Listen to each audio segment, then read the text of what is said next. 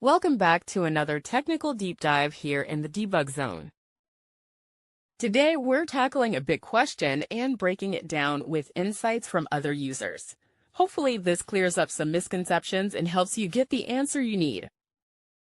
So, buckle up, stay a little curious, and let's jump right in.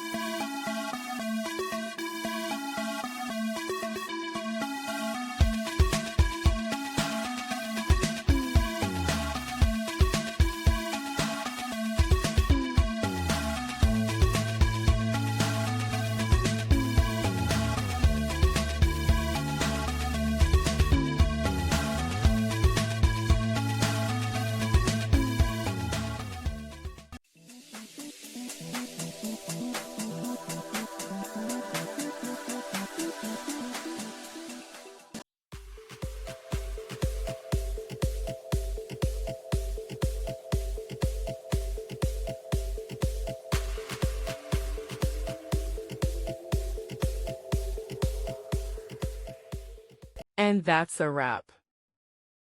I hope you found the answer you were looking for. If you did, take a second to hit that subscribe button. It really helps out. And let me know in the comments which solution worked best for you. See you next time in the debug zone.